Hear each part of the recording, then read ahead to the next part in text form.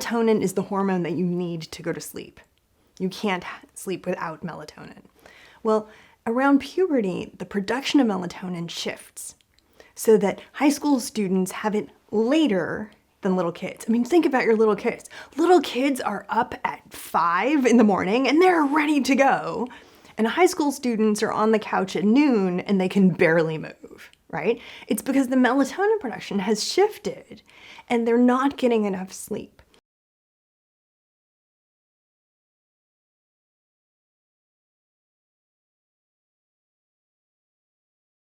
Now you add to that technology, light. The sun tells our bodies it's time to be awake. When it starts getting dark, we get an increase in melatonin. The light from a single cathode ray tube. Think about just like one Christmas tree light, just by itself. Sitting there watching that can delay melatonin production up to 2.5 to 3 hours. Every kid has got a phone in their room. They're watching computer games, they're playing, they're texting, they're on Facebook, they're on Snapchat. Until they go to bed, some kids are sleeping with these underneath their pillows.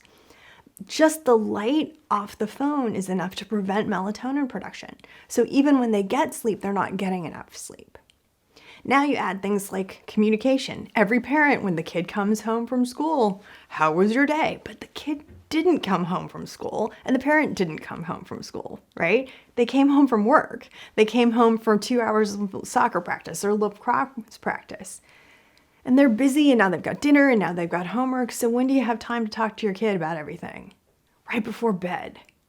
Right before bed, that's when you say, hey, how was that grade on the test? Hey, did you make up with your best friend? Hey, and you want to be engaged, but what you've done is you've just triggered cortisol, the hormone that relates to stress and anxiety. And you can't have melatonin production when you have cortisol production. So you've just kept your kid up anxious right before the time they go to sleep.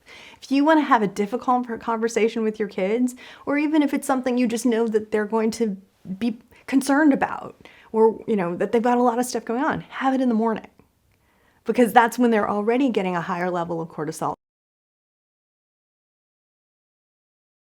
They're already engaged and they'll have time to work it out.